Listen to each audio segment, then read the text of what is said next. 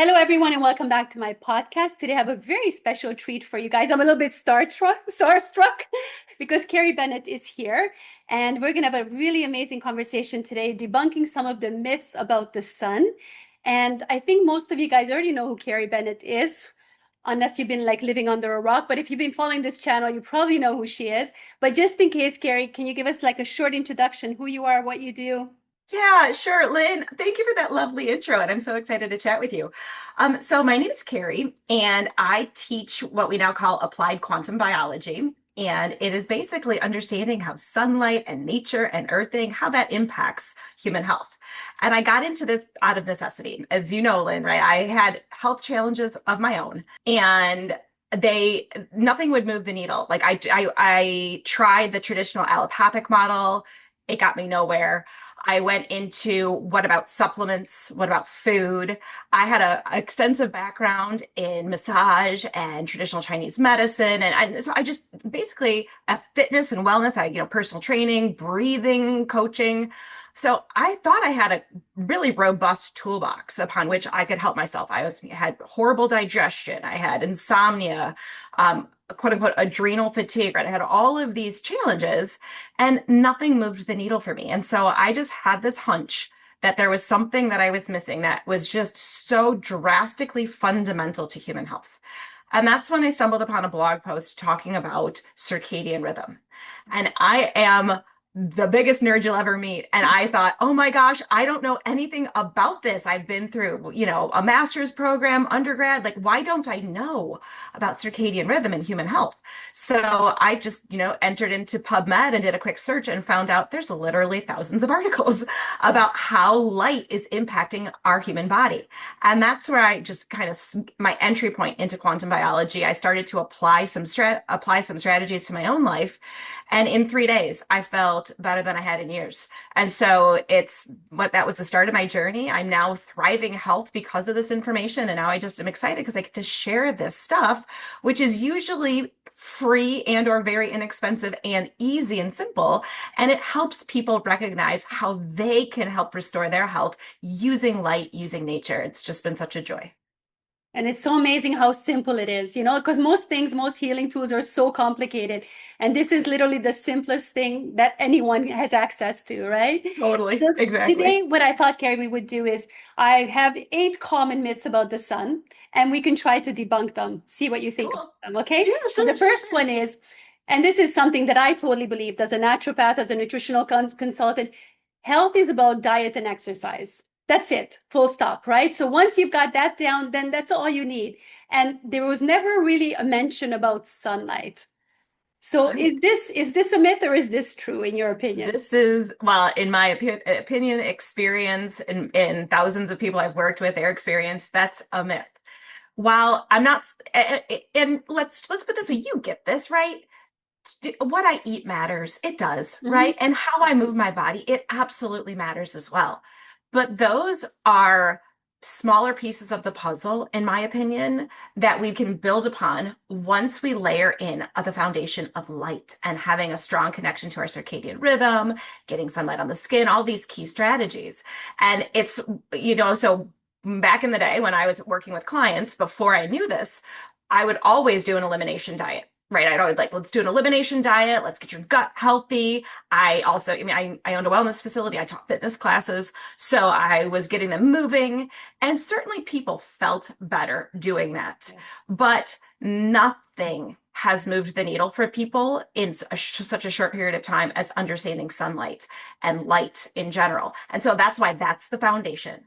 And then once the light foundation is in place and water, as you know, I'm a big proponent of the water story as well. Once light and water are in place, now let's talk more about your diet. Now let's talk more about your exercise. It used to be the other way around for me. Like that was the foundation, it was everything. And I just don't feel it's the foundation anymore. Absolutely. And then when you see people are failing on just diet and exercise, and then you don't understand what the problem is, like, what's the me? No, maybe you need to diet more and you need to exercise more. And it's just setting yourself up for failure. I've seen that fail so many times. And it's so Yeah, people amazing start to to, blame themselves. People they people start do. to think it's them, right? And it's like, wait, no, Absolutely. maybe we're just not using the right foundation. Yeah, absolutely. Okay, number two. The sun is inherently harmful and should always be avoided. And I mean, this is what we're getting from every, they're trying to block out the sun now, I right? You know, saw gosh. officially, because they've been blocking it out for decades. But officially now the UK is blocking out the sun. The UK, which hardly has any sun, but what little sun they have, they need to block it out because it's so Oh, harmful to people. And people actually believe this.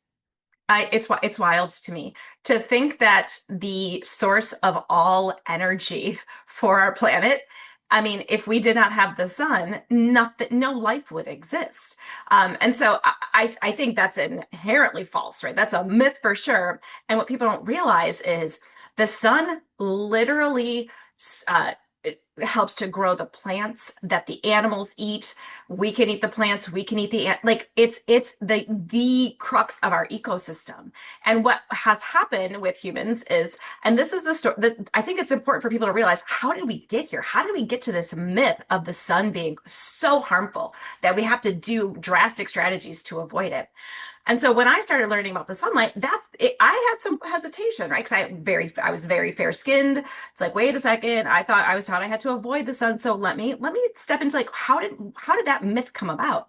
It turns out in the late 1800s, early 1900s, all over Europe, there were heliotherapy clinics Yes. high up in mountainous regions, right? So the higher you go up a mountain, the more intense the ultraviolet light is.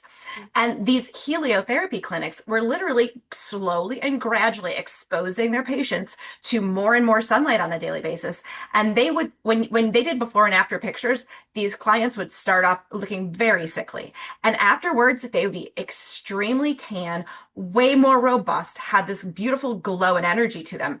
And these heliotherapy clinics were screaming literally from the tops of mountains, sunlight is healing, sunlight is healing. And they had cataloged over 100 different diseases or illnesses that sunlight cured.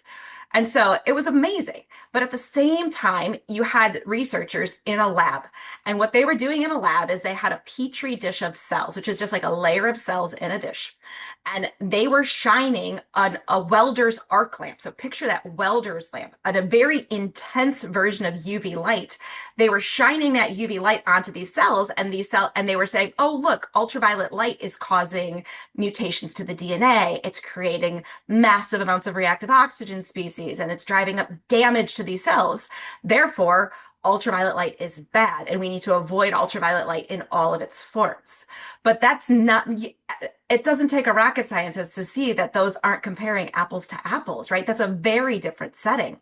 And so for the industry that won out were the ones that were doing the research in the lab to say, oh, look, I can repeat this study. I can repeat the study every time I shot. And then they would use mice. They would use hairless mice, which are nocturnal creatures without hair. Right? I mean, and they're like, look, we can even do it to animals. And that's just now, that's basically from the 1920s onward. That's where we get things like the sunscreen industry, the sunglasses, all of the fear-based messaging around sunlight. And antibiotics, I think, were introduced then as well, right? Because Exactly. like Yep. Auguste Rollier had these clinics in Switzerland, and then they shut down all the heliotherapy clinics. And here we have antibiotics for you guys. You don't need the sun.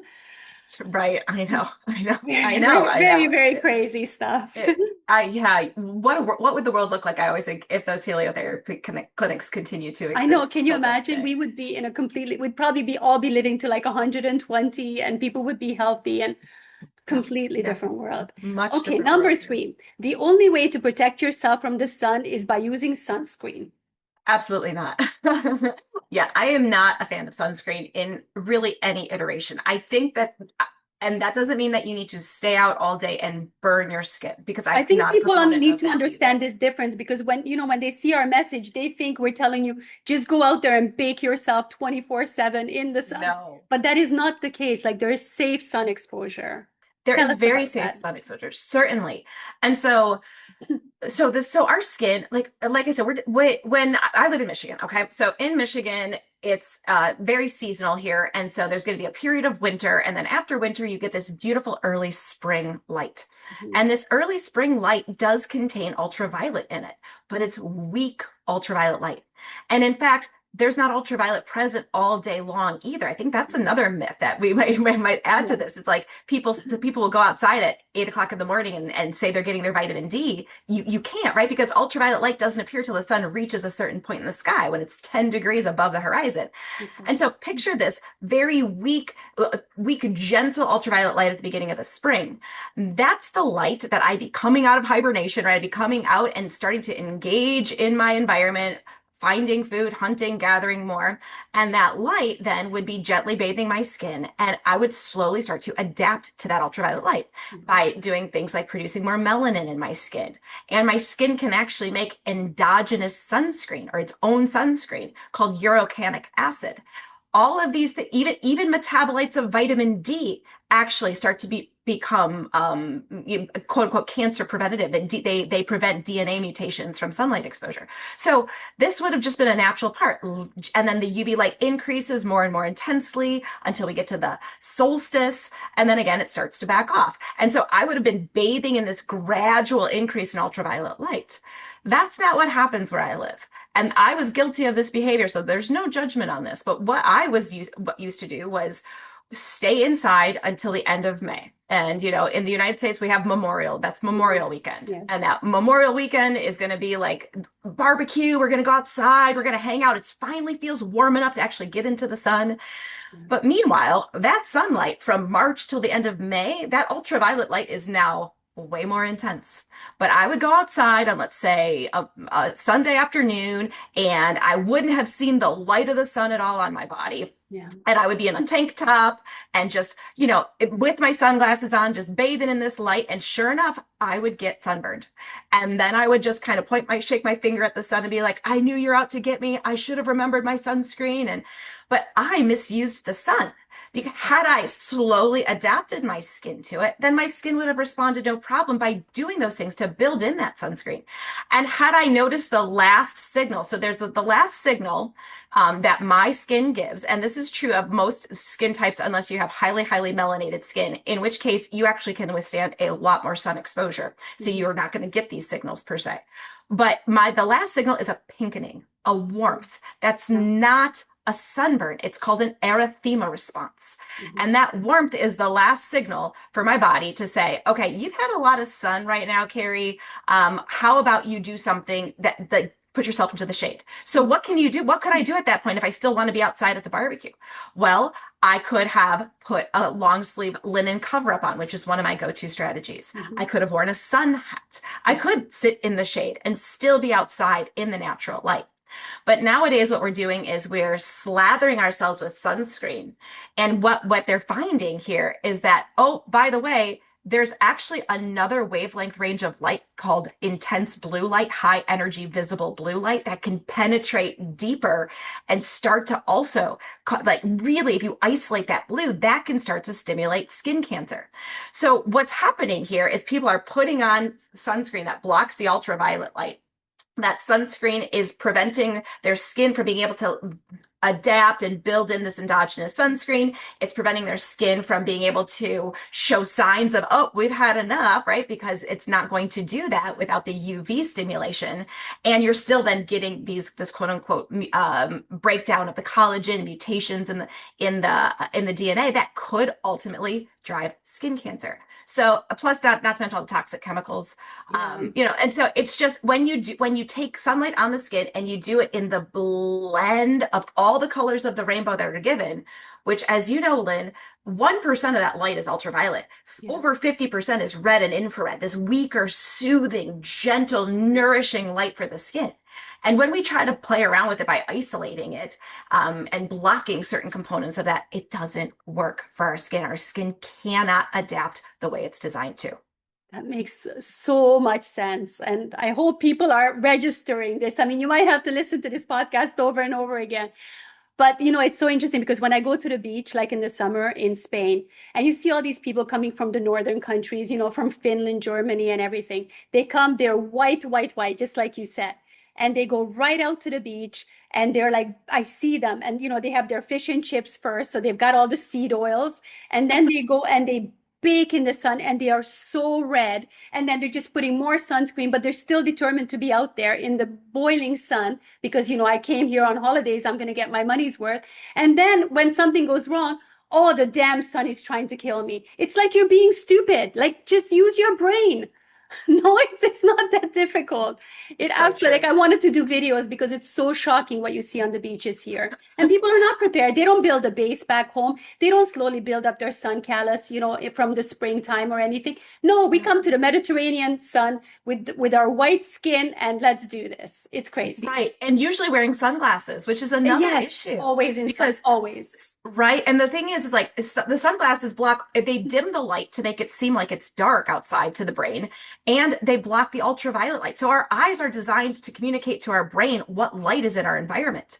And if my eyes are telling my brain there's no UV, there's no UV, there's no UV, and then I'm in this intense sunlight, my brain can't communicate to my skin to start to increase these sun protection factors, make the melanin. It goes, like you said, it goes straight to this Yeah, really bright pink that ultimately becomes a sunburn because of the yeah. overexposure and the lack of communication between the eyes, the brain, and the skin.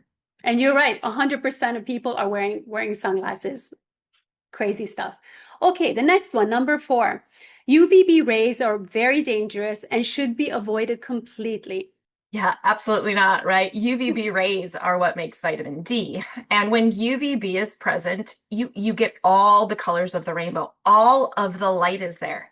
And it would be a very egotistical statement for us to say that we even are at the tip of the iceberg to understand what all of those wavelengths of light are doing to nourish our body. And so no, in fact, so the counter that I oftentimes get with this is, well, I can just take vitamin D as a supplement. Mhm. It doesn't pan out like that at all. Like when you look at the long-term studies on vitamin D supplementation versus sunlight exposure, sunlight wins every time. And in fact, there is even studies that show that if someone already has adequate D and they supplement on top of it, in elderly, they're at risk for greater falls and fractures. There's a potential increased risk in certain cancer types. So vitamin D is a hormone. So when people just tell me they can supplement a hormone willy-nilly to make up for sunlight, it's nowhere near the same, because not only are we making D3 in our skin from sunlight, we're literally making dozens of metabolites. And you actually need UVB exposure to convert some of these metabolites into different pathways that the body can use, including a whole pathway that's very anti-cancer. The cancer preventative pathway needs ultraviolet B light to convert these molecules into this pathway. You can't do that with a supplement. So it's to say that you need to avoid UVB light, it's just like you're really asking for health challenges because of all of the things that we get from the D metabolites and then all the other colors that are out there at that same time, helping the mitochondria, reducing our blood pressure, preventing autoimmune diseases, you name it. Yeah, I saw the video that you posted a few days ago about this, and that was super. I shared it to my story too. But I mean, the studies are there. I mean, just go, people, find it. It's incredible. Okay, so the next one, number 5. The sun will make your skin age faster. And this we hear all the time, right? So everyone says we need to stay out of the sun, especially my page is all about healthy aging and anti-aging. And people are like, if you go in the sun, you're going to be wrinkled, you're going to look old. What's up with that? Yeah, so this is an interesting one, right? Because there is some indication. I'm actually someone in the quantum health space that says you need to be aware of your sunlight exposure, your intentional sunbathing on skin that's already frequently sun exposed. Yeah. Okay, so let's put it that way. Because there can be, Lynn, a pathway in the skin when you get adequate sunlight exposure. There's a pathway that can start to break down the collagen. It increases an enzyme that's called matrix metalloproteinase, so just MMPs. And these MMPs will break the collagen down. I think it's actually an adaptation, like potentially, let's say that you've had cells that have had overexposure to sunlight, like like you were that very white skinned person, you went to the Mediterranean, you burned yourself, and you've really fried your cells. You created a ton of inflammation, and that inflammation could ultimately damage the DNA. But if you can break down the collagen around that cell with damage, you prevent that damage from migrating, right? Yeah. People don't die from melanoma, they often it's usually what happens is they'll die when it metastasizes and moves. Yes. This is why people who have melanoma and have more sunlight exposure live longer than people with melanoma who avoid the sun. It's something you wouldn't consider. And so I do think that there is the potential to do some photo aging, but at the same time, in my personal experience, the benefits of sunlight far outweigh the potential for a couple of wrinkles. Maybe, you know what I mean? Yeah, I agree. And like what do I do? Like if I notice myself maybe squinting a lot or something, Yeah, you put a hat on, exactly. right? And you can still be out there getting all the benefits of the light. And in fact, if you know how to precondition your skin, you're less likely for this to happen. And what I mean by that is going outside in the morning. Typically Mhm. the first hour or so after sunrise, there's no UV, it's full of red and infrared. So if you can start to bathe your body in that light, that allows your skin to utilize UV light in a way that where it's quote unquote preconditioned. I mean, it's not going to drive up inflammation if you can do this kind of on a regular, consistent basis. Whereas if you do get this inconsistent sun exposure, high dose, erythema, then sunburn, yeah, you absolutely are going to photo age. But I mean, I am going to tell you I have seen in my own self when I first started learning this. I was like, oh, more sun, all the Yeah. time. I need it all. I did start to photo age my skin a Mhm. little bit. Now I'm Yeah. reversing that with red light therapy and bathing my skin in the red and the infrared light. So that one is a partial myth, but there is some truth to it. But sun avoidance is equivalent to smoking. So Yeah. if you can put it that way, there is research out there. Right? If the people who avoided the sun very strictly Yes. actually had the same life expectancy as heavy smokers. So How scary I is that? how That's scary is that? crazy. Right. My parents are 75 and they've never worn sunscreen and they are outdoors all the time. They do about 20,000 steps a day, every single Mhm. day. So they're always on the go. So they're always brown and they look decades younger than they are. So they're a Yes. perfect example of, the sun actually not aging you. But having said that, I do see, like, for example, English people here down on the beach that have been like just baking nonstop and they do, but we don't know how that's combining, what kind of food they're eating, how much alcohol they're drinking. So, Exactly. it's the environment as well, how much blue light they're exposed to inside. So it's a Exactly. combination of everything, I think. But Agreed. just to blame everything on the sun is kind of not fair, right? Oh, I agree wholeheartedly. I mean, like I was saying, now the studies are looking at this blue light as being Mhm. photo aging, Yeah, right? absolutely. Right. So Absolutely. yeah, So then how do you know? Is it the sun or is it the blue light? your screen that you're in front of. Yeah, Exactly, exactly. exactly. We get a lot more exposure from the blue light than we get from the sun. But I agree with 100%. you about, like, for example, I like to protect my face, with a nice hat or something, or put it in the shade, and I put my Hmm. body out because my face gets lots of sun anyway. I'm walking around all the Exactly. time. So I don't need my face to be black. It's not that important to Hmm. me. And I'm 55. My skin is still good. It's tight. It's, you know what I mean? And I've Yeah. been in the Yeah. sun all my life. So I think it really depends on a lot of different factors. Agreed. Yeah. Agreed. Okay, so the next one, number 6. You can't get any sun benefits if it's cloudy or if you're in the shade. Oh yeah. This is such I a good. Yeah, know that's you'd like false. this one. Yeah, because I get this all the time, right? It's like, well, people, I think when you start in this space, people assume I live in like Florida or something, like a really warm tropical location, Yeah. because they're like, well, maybe you can get out and get the sun, but I live where it's cloudy. I'm like, I live in Michigan. Like it's Yeah. cloudy. We got snow for, 5 months, 4 months out of the year. So, no, that's false actually, because the clouds, if there was truly no sun where you are, it would be called nighttime, right? Mhm. And so even sunlight filtered through clouds, or even on a rainy day, on a snowy day, you're still getting benefit. You may not be able to make as much vitamin D, right? So if let's say it's a cloudy day in the middle of summer and I wanted to sunbathe, I'm going to have to sunbathe longer to make the same amount of vitamin D or at a really sunny day. Yes. But there's so many other benefits of sunlight, including setting your circadian rhythm. that light is different at each second of the day, right? It's this blend and crescendo and buildup of light and then a decrease of the light. And the colors in there that change, specifically the blue light that changes all day long, tells time for our brain. You can always get that signal synced, regardless of whether you can see the sun, whether it's behind clouds, there's snow. So that signal is always there. And in fact, you can also always bathe in the infrared. That infrared, even in the shade, can actually penetrate through light clothing. So, I mean, that infrared goes deep into the body. It's a very healing wavelength, very beneficial to the mitochondria. And there's other reasons why it's super helpful as well. And so I would say, no, you absolutely need to go outside consistently, regardless of whether it's beautifully sunny. And that's an excuse, right? I oftentimes Yeah. get that excuse of, oh, it's not sunny, I'm not going to go outside. It's like, no, you're actually missing out on the massive benefits you get if you're consistent with your light exposure strategies. Even like just to go outside to eat. I've been Yeah. seeing things about that. Even like your body metabolizes the food differently if you're sitting outside. Absolutely, absolutely. And so, there is something to be said. Interestingly, one of my colleagues, I don't know if you've ever looked at Danielle Hamilton Health, but Yes, Danny, yes, I love her. she's great. She's great. But she found being in Austin, Texas, which is super hot, super Yeah. humid in the middle of the summer, she used to say, "Oh, I need to be in direct sunlight when I'm eating my food." And Yeah. what she found was that intense amount of sunlight elevated her blood sugar.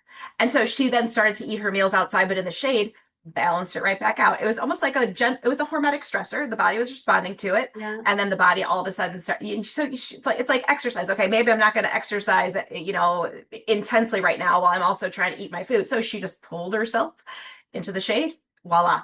So yeah, I mean, there are benefits to blood sugar if you are eating it appropriately outside. And I also think a huge benefit of digestion is eating in a place where you feel calm and at peace. And so if you're in this really thick, heavy sunlight and it's, that might not be the best place for you. Yeah. But if you have a beautiful shade tree and you Yeah. can eat with your feet grounded and touching the earth, I mean, you can Yeah. you can get a lot of Without your beautiful brain being stimulated, not watching your oh phone or, yes. Don't or take your reading the phone. news. Don't take your phone. I know. They found that when people were doing, people were in green spaces basically. And they said, okay, we'll get you in green spaces 20 minutes, 3 days a week. Mhm. And they had people with and without their cell phones. Yeah. People with their cell phones did not get any benefit of being in the green space, while people without a cell phone had lower cortisol, better blood pressure, improved neurotransmitter balance, like so many other markers that didn't occur when people were staring at a screen at the same time. That's a good reminder. That's a really good reminder. They even say sometimes that smokers can sometimes be healthier than those who are just sitting on their butts all day because, like every half hour they go outside, even though they're smoking and poisoning themselves, but they actually go outside. Well, that's that thing. Smokers who got the most sunlight when they were studying in that one study I'm alluding to, smokers who got the most sunlight actually lived longer than those sun avoidance people. So you're 100% right on Isn't that. that crazy? Like the sun literally trumps everything. I know. I'm not telling you to pick up smoking though. Like, No, let's make no, sure. definitely not. But I have a friend, for example, she was just here she lives in Malta and she's 70 years old. She smokes and drinks coffee all day. She has about like 20 coffees because with every cigarette, she needs a coffee and then she drinks some Coca-Cola. She's 70 years old. She runs like this, no pains at all, no medications, no problems. And I swear Wow. it's because she's sitting outside all day smoking. Because what It's else? yeah, it has to be. It has to be that because that's And not again, we're not necessarily telling you guys to ideal. start smoking, but it's just go Yeah. outside. I mean, But go whatever outside like you excuse. would take a smoke break, but take a light break, Exactly. you know? Yeah, take a sun break from work, Yeah, right? exactly. Exactly. Okay, let's see the next one here. So a tan always equals sun damage. And people say that, they say once you're getting a tan, your skin is actually damaged. What do you think about that, Yeah. Carrie? No, no, absolutely not. I mean, this is one of the coolest things I think I ever learned about light, and it's Melanin. that melanin is energy for the body. Yeah. And so that's the work of Arturo Solis Herrera. He has basically he's studying what he calls human photosynthesis. And what he found was that the melanin that's in our skin, and we all have different types of melanin in terms of the amount or the density, the color, but that melanin in the skin, it's all the cells are always surrounded by water. So even though I can't see water when I look at my skin cells are full of water and surrounded by it.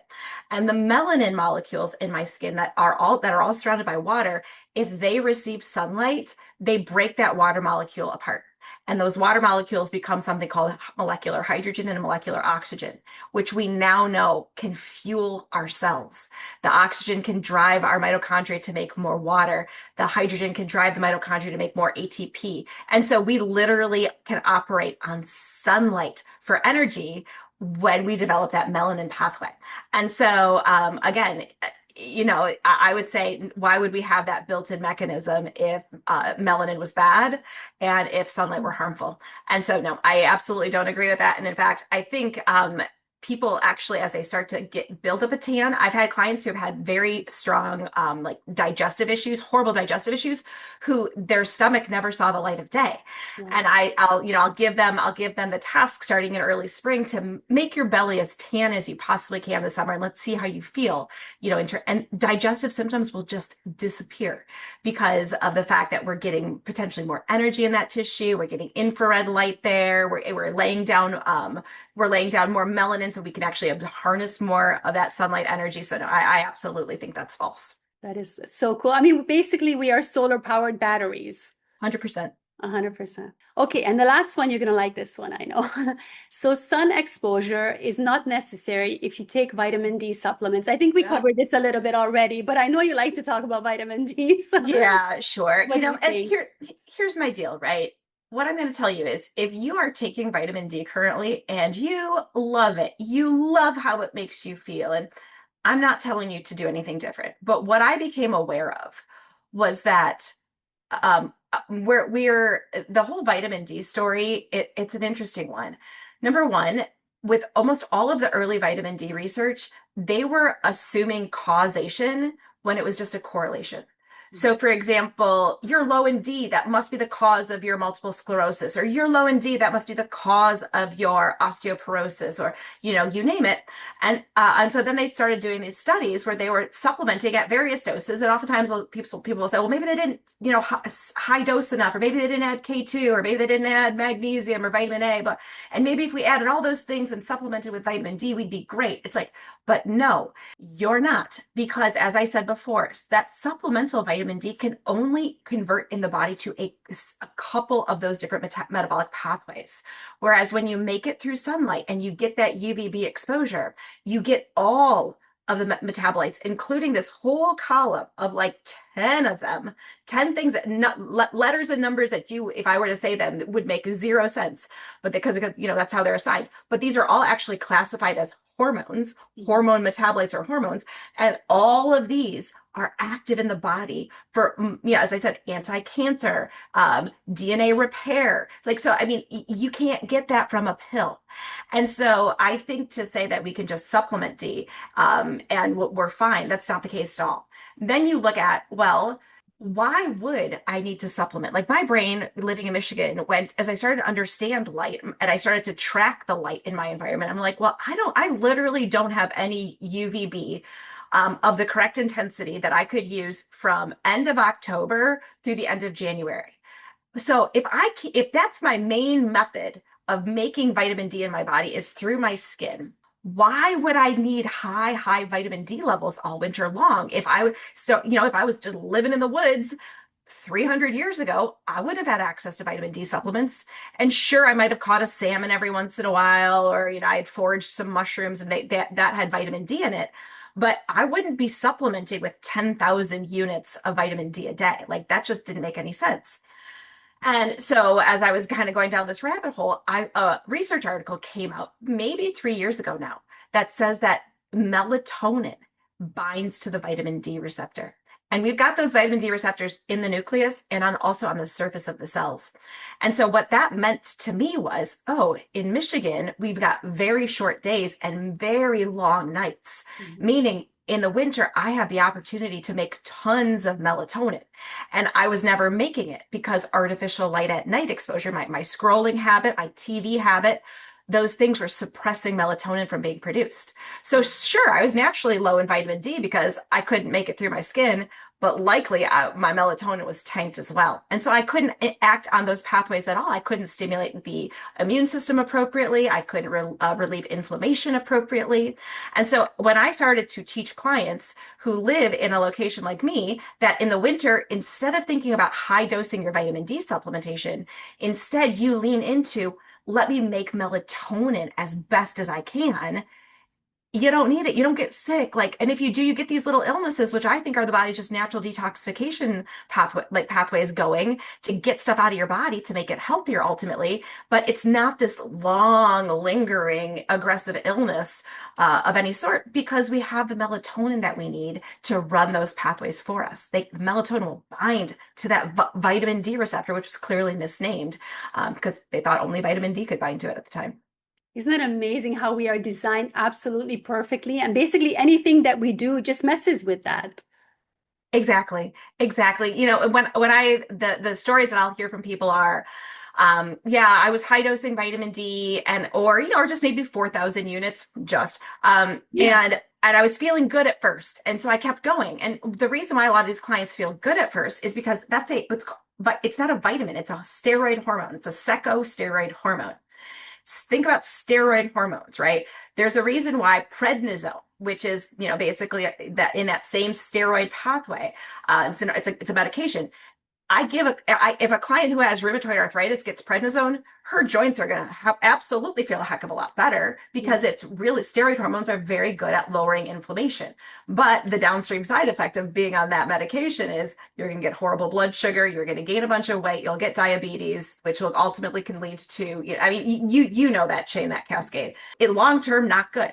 Or it's why sometimes clients will go to the doctor. This is not me, and I don't recommend this, but they'll say, "Oh, I got this upper respiratory infection," and you're given it's called a Z pack here, and there are steroids in that. Certainly, people will feel better, right? Because steroids will stimulate energy and anti-inflammatory pathways in the body. But you supplement too long, and that's where you start to have a huge issue. So with these vitamin D clients, they'd be like, "Oh, I felt good for a couple of months, and then." My thyroid tanked, my hair started falling out, I couldn't sleep anymore because you're starting to mess with this pathway that's not designed to be messed with. We're designed to make vitamin D in the skin. Once we have adequate amounts, we interconvert it into different forms that gets stored in all the tissues in our body, and the body is very smart and can kind of interconvert. But when you give it this supplement, it can't interconvert in the same way, and the supplement then is what's going to potentially be negatively impactful for things like thyroid health, among other pathways I've seen. And isn't it crazy that in the alternative health field, all these famous doctors and practitioners, everyone's pushing vitamin D I supplements? know, I know. I was too until I learned about light, right? I think Yeah. that's the missing factor. Once you learn about light, you and darkness, you understand when we can make vitamin D in the skin and how much we can actually make. Mhm. And when we're making melatonin and how there's that's an axis that shifts in the winter where we're going to the melatonin axis versus the vitamin D axis. It all comes together, but it's not going to make sense unless you know light. And also working with clients long enough. That's another thing too. It's like you have to be able to establish relationships with clients and work with them long enough for them to be like, oh, this is what I noticed when I did long-term vitamin D supplementation. It's like that you'll start to see these symptoms come out, as opposed to, oftentimes with doctors, or even in the alternative health space, it's like a little 15-minute check-in, maybe once a year, a couple times a Yeah. year, and it's oftentimes not enough to get the complete picture. It's not enough, definitely. Carrie, what's your view on supplements in general? I'm always a fan of getting your light environment first, right? So do the light strategies. The second one would be being hydrated. We're drinking toxic water these days, or we're not drinking enough. We're doing things that are inherently damaging and dehydrating, like wearing wireless technologies all over our body and all over our workspace. Yes. And so once we get a lot of that situated, one supplement that I try is called molecular hydrogen for clients, which is again the type that our skin can make, right? That is beneficial. Yep, exactly, exactly.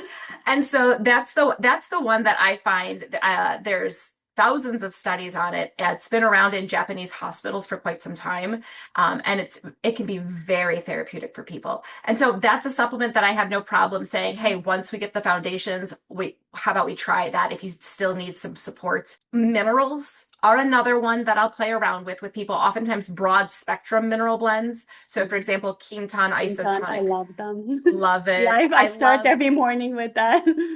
same. Or I'll get clients to make Soleil water and use Yeah, Soleil, in their glass, because those ocean-based minerals will nourish the blood. Once the blood is nourished, then nutrients can get to the cells easier. But then our cells need, I think, earth-based minerals. And so I have some earth-based mineral supplements that contain fulvic and humic acid, which is, again, a broad spectrum, natural, nourishing blend from the earth. And so that's another layer in there. That's really my foundation in terms of supplements. It's the Quinton isotonic for the blood nourishment. It's a fulvic for the earth nourishment. And then, let's say someone's experiencing an acute situation. I have clients who are very horribly impacted by wildfire smoke. And the wildfire smoke was such that they couldn't go outside in the same way. There's a lot that's being impacted. yeah, So for me, we did. I said, well, let's support your liver. Okay, let's get you let's get you bitters, or let's see how your body responds to something that'll stimulate glutathione like N-acetylcysteine, and let's use that in a therapeutic way. yeah, But I'm not a fan of supplements where people when people come to me, they're typically on anywhere between 30 to, no joke, 70 supplements, because they've gone to enough people and people use supplements as their main therapy. And so they'll just continue to add them on, add them on, add them on, add them on. And it just won't ultimately, they won't then take them off. Clients are too afraid to come off of them. And I find as I start to work with clients, and I've got different ways of things like, for example, muscle testing, or there's some distance testing that I do, that I can start to be like, of those 30, those 27 really aren't resonating with your body. Let's just put them to the side for now. yeah. And people will come back to me and be like, they'll either say, I don't feel any different because I'm not on those supplements, or they'll say, I feel better because I'm not on all of those supplements. And so, I understand that that I used to do that as well. But what I view supplements as nowadays, that's the allopathic model Yeah. of symptom drug, but in the natural world, it's symptom supplement. And I just haven't found it to be that effective. Yeah, I agree. And I mean, I was one of those people that would take handfuls of supplements Yep. every day. And then when I stopped, it's true. I didn't really notice a difference. I was like, what was I doing? And then Right. of course, all the additives and all the pharmaceutical companies have bought up all the natural supplement Right. companies. So we don't even know what's going in them anymore.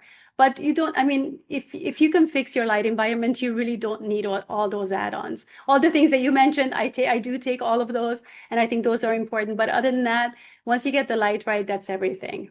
Same. And if you want to supplement something, I have clients supplement light with red light therapy, right? Yeah, I find exactly. that to be well worth it. Or frankly, sauna use, right? I think, yeah. I know. I mine too. So I love that. Yours too, Isn't that right? fabulous? It's so good. Everything's on my desk. And this one, the torch from Soleil, The well, this one is so torch. good Yeah, too. For yeah. Oh, sinus problems, for your teeth, for everything. I mean, you should Oh, see my Kelly. desk. It's like just, I know. I'm the same way. I've I'm got all sure my yours own. is the same.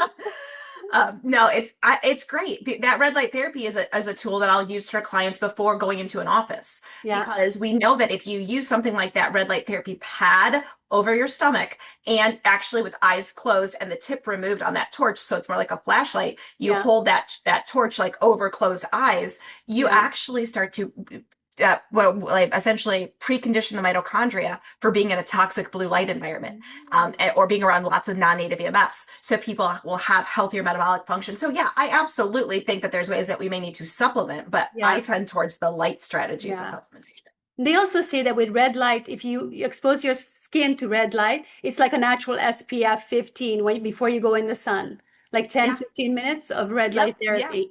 Absolutely. There are some clients in the middle of winter who I found who oftentimes live in far northern latitudes, have highly, highly melanated skin, and I will actually have them do some therapeutic tanning in the middle of Mhm. winter, but never the traditional way, right? The, Mhm. the therapeutic tanning for them looks like like you said, full body red light therapy Yeah. for 20 minutes. And then you have a spurty lamp, which is, it's a very intense ultraviolet light, but then they're in front of that for like 2 minutes, right? Hmm. And then you also, at the end of it, do another 5 minutes of red light therapy. And so, again, supplementing with light there may be a therapeutic need for people, but I'll supplement light over the actual supplements any day. Well, what about tanning beds? What do you think about tanning beds in the winter?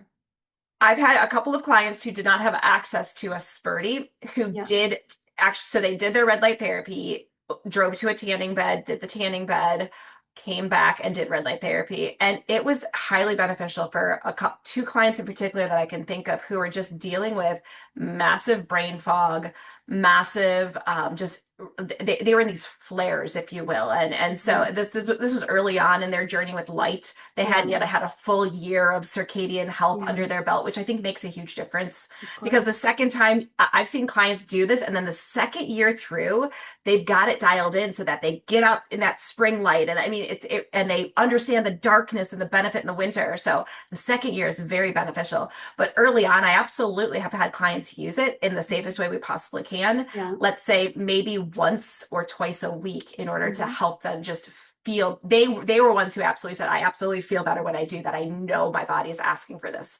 Okay, let's make it work to the And best you of your don't ability. overdo it. Not like those people that are going 5 times a week and just baking Right. themselves. I mean, you have to use your sense. Exactly. Yeah, Exactly. makes Yeah. perfect sense. Carrie, please tell our listeners how they can find you, how they can get more information, get in contact with you. I know you've got some amazing courses and you also have a group, right?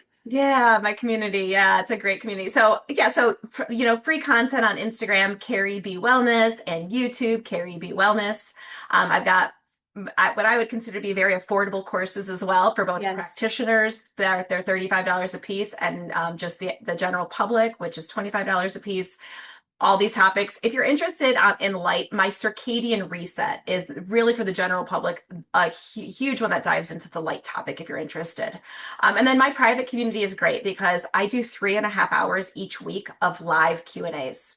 And I start to I really can't do one-on-ones with my schedule out the way it is these days, but I have worked with clients in that community setting to achieve some pretty amazing health outcomes in terms of their healing because we get to know each other. They come to these Q&As and we can get to understand how their body is responding to these various strategies, and then we just tweak them as we go. Plus it's just, it's nice to hang out with people who appreciate light and understand Yeah. light and water and on a different level. And so if you're interested, it's just a great place to be. No, it's so true. And like even in the quantum biology course, I felt like, oh my God, these are my people. Like they get Right. it because it's not just that they get it about light, they get it about everything else in the world. Like True. it's just Yeah. such a lovely community. So Carrie, thank you so much for being here. It was such a pleasure. And I will make sure to link everything below so people can easily find you. Oh, thank you so much for having me. It's just been such a pleasure talking to you, Lynn. Thank you so much, Carrie. Thank you guys for watching. We'll see you in the next one.